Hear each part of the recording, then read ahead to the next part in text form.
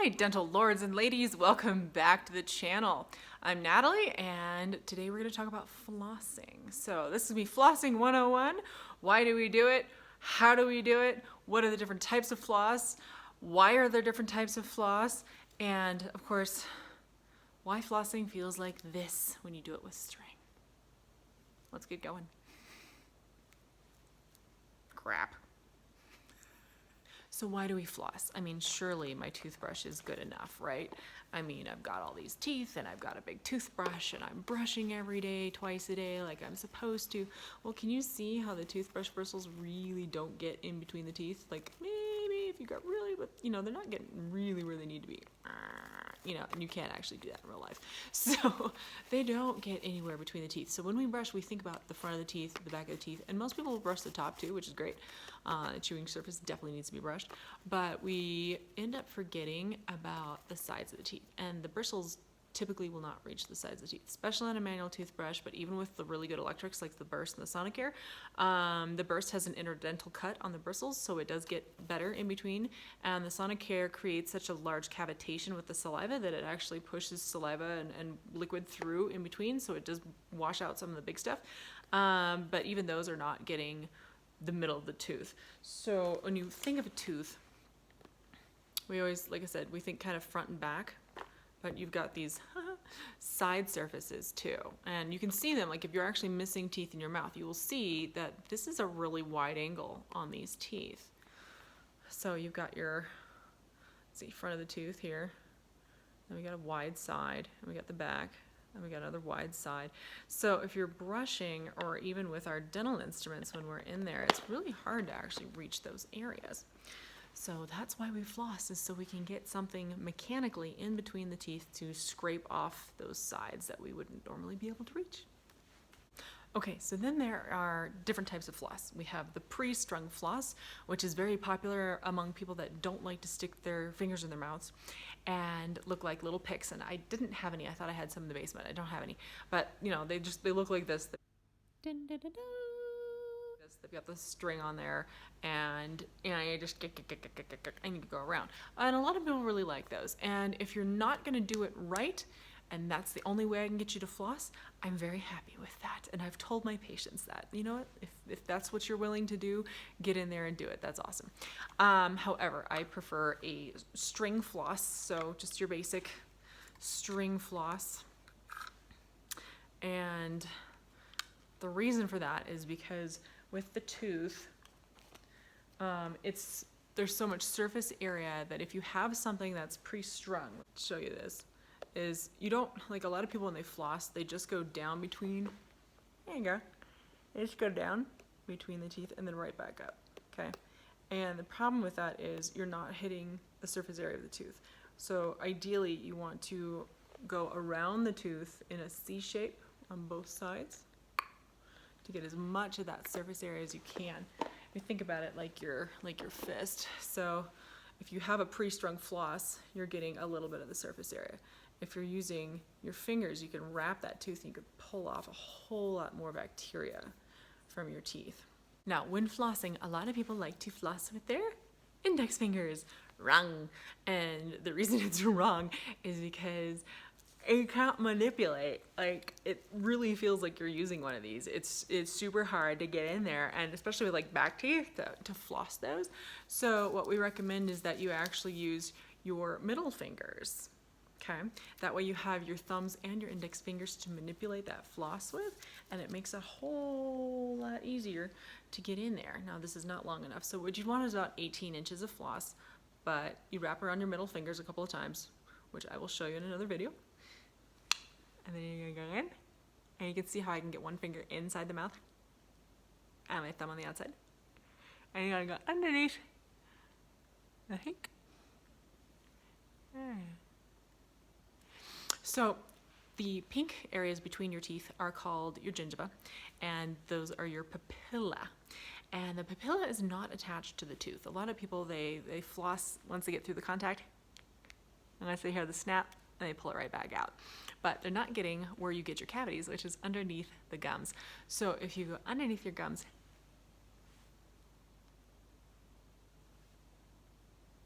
You'll be surprised how far you can, that tastes good. You can actually get like underneath the papilla, and you just want to scrape that tooth very gently.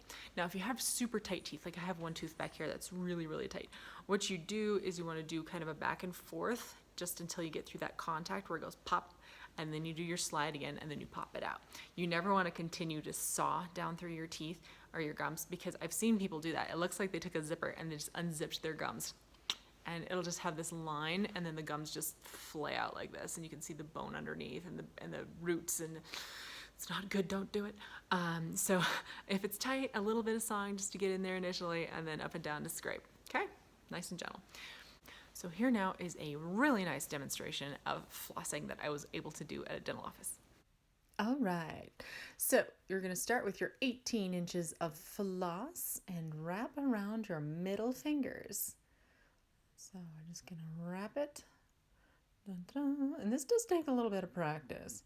You want to leave about 2 inches between your hands, 2 to 3 inches, so it gives you enough space to manipulate the floss well. One finger will go inside behind the teeth and one outside. You can see I'm wrapping there in a C shape, so we can get both sides there. And then you just want to slide up and down nice and gentle on both sides of that papilla. Then you can move to the next tooth, and you go down till it pops, and then up and down. And we're going to speed it up a little bit because this takes forever. And it does get faster as, of course, you do it. So I'll finish our molars here, and then our upper teeth. And again, you want to go underneath those gums just as far as you can get, as gentle as you can. Please, your gums will thank you. If your gums are bleeding when you're flossing, that means you're not doing it enough. All right, you're convinced you have to floss. Your hygienist has been telling you for years, you've seen my video, now you're like, that's it, I'm gonna start flossing regularly. I brush my teeth twice a day, why not brush the rest of my teeth twice a day? You know, it's all about surface area. If you're only brushing 50% of your mouth, that means 50% is still dirty. Okay, so you go to the store, you stand in the grocery aisle, and you see the myriads of floss that are standing there. What do you pick? So what you pick is based on what you need. So there are different types of floss, obviously. So we have our very popular Glide floss. So this is made by Crest, and Glide floss this is more of the tape version. So it's actually very kind of thick, but it's also very thin, and it's very waxed. Okay. I really don't enjoy using this floss personally because there's no surface area to it. It does exactly what its name says. It glides over the top of everything, including bacteria. So it tends to leave a lot of stuff behind. It's very nice if you have very tight contacts and you have a hard time getting between your teeth. This can be very helpful, but overall it doesn't typically do a very good job. But that is kind of what we hand out in the dental offices because that's what we get in our goodie bags. So we have Glide. So again, more of a tape, but very, very waxed and no surface area. So next up we have our basic waxed. So this is Johnson & Johnson Reach, and this is waxed. And you can see it there. Focus. Anyway. So this has a little more, because it's got kind of a thicker wax coating on it, you can see it's not as thick around. It's very, very thin sideways, and then it's not as wide as the Glide. But it does have a good wax coating on it, so while it's a little harder to get between tight teeth, it is going to take more off your teeth because it does have that wax grip. So there is your Johnson & Johnson. So this is good for people that have a little wider contact or tend to get a lot of food trapped in their mouth and need a little extra help. Speaking of, extra tip. So if you have an area where you're catching food all the time and it drives you completely bonkers and you're having to floss because you get this food like shoved up in your gums, a nice trick is to take your floss, tie a couple of knots in it, and then when you go to floss, instead of pulling it right back out, pull those knots through or out, however, you know, one way or the other, pull those knots through that area and they'll pull that food and pull them out of that area. So nice little tip. All right, so the next we have our woven floss. So this stuff is more like yarn. This is the Johnson & Johnson Listerine Gentle Gum Care in Cinnamon. Ooh, yeah, definitely cinnamon. Okay, so that is a super woven. So tons of surface area on this one. You can, as it gets wet, it does tend to shrink down a little bit. but then as you use it, it will puff back up and you can get a whole lot more out. And I'm sorry, my camera doesn't do very well. I'm just gonna cut that off so we don't use that again. So that is our woven floss. And I really like woven floss. So finally, we have our kind of in between. So Burst came up with, and this is thanks to all the hygienists, myself included, you're welcome, who got to trial this and put in our comments on it. So what they've done is it is a waxed floss, but it is also called an expanding floss. So it has that woven underneath it. So as you use it and you start using that wax up, the wax falls off very quickly and you end up with a big woven floss, so you can get a lot more surface. So it's good for the tight and for the wide. And that to me is a lovely. Plus it's got the charcoal in it and the xylitol and all that stuff. So, and plus it's black. You know, you'll notice the other ones, other than the woven one, which had some blue in it, this one you can see a lot of the stuff that comes off your teeth. But again, it does start waxed and end woven, which is kind of a cool idea. So those are your flosses. So the last floss we're going to talk about is super floss. So the thing about super floss is if you have bridges, implants, wide spaces, teeth without a buddy next to them, this is the floss for you. So this stuff has 3 pieces to it. Let's see if I can get a piece out here. And you can buy these on Amazon. So it has kind of a regular floss on the end here, but it's very round and it's pretty stiff. So it's not my favorite part of this floss. And then up here, you have a very nice woven, very soft floss. And then you have a floss threader at the end. So this is pretty stiff. So this you thread like underneath your bridge, and then you've got all this nice surface area to pull stuff out from underneath your teeth. So I would recommend this one. This is what I use at work to get around implants and bridges and sometimes braces, although my favorite floss for braces is the platypus flosser, which I do not have a sample of. I really wanted, but you can get those on Amazon too. And those just fit, it's like the pre-strung, but it fits underneath the brackets, and you can do a really nice job with those.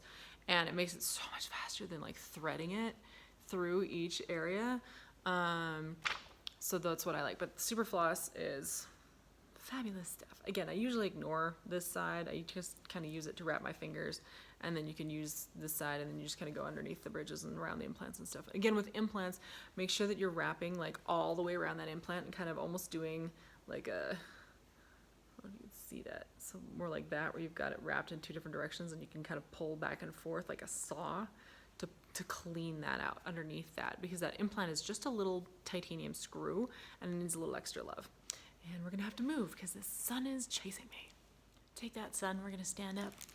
Okay, so then the other types of ways you can floss between your teeth is also like interdental brushes, interdental picks, and like the water flosser, which I've done a video on. So interproximal brushes, we call our little Christmas trees. It's essentially a pipe cleaner. We have I've got a couple different ones here.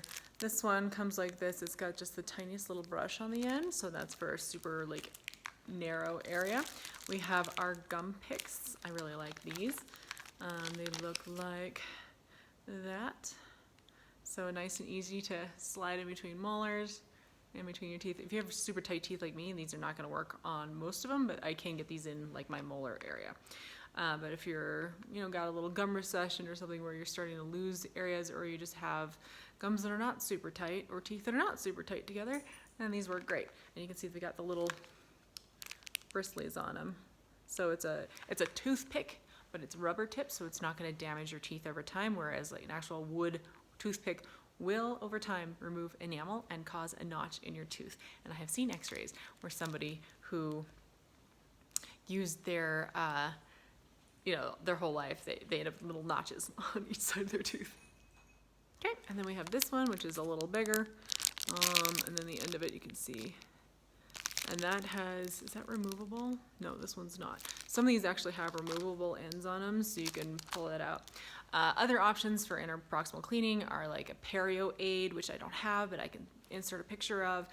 This is a perio aid. It holds toothpicks. This is a gum stimulator, which is also useful. And then, of course, there's the water flosser, but with those, again, I did a video on those, floss versus water floss. Check that out. I'll put that up here. And that's pretty much it for this week. I'm going to show you a quick demo on how to use the interproximal brushes on a model. For the interproximal brush, take it out of the wrapper. The handle is part of the cover for it as well, which is great. It makes it a little longer and easier to hang on to. And then you're just going to stick it in between the teeth, nice and gentle. If it doesn't fit, please don't force it. You're going to just do kind of a back and forth motion. You can see how it gets between the teeth there and does a really great job. Some people actually say it does better than flossing, and you can see that with the bristles you're gonna pull out a lot more food than you would with just, like, say, glide floss. So there you go. So that's how that works, nice and easy. And if you have any questions, leave them below. Which method are you using? Are you flossing every day? Are you flossing 2 to 3 times a week, 2 to 3 times a month?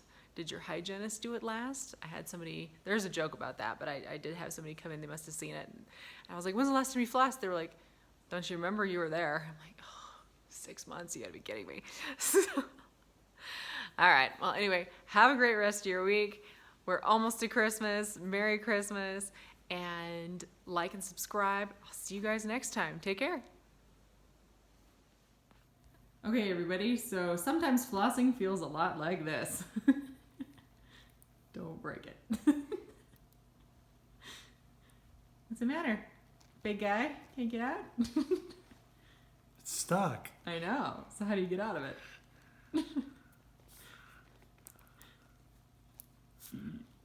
Easy. You've never seen one of these.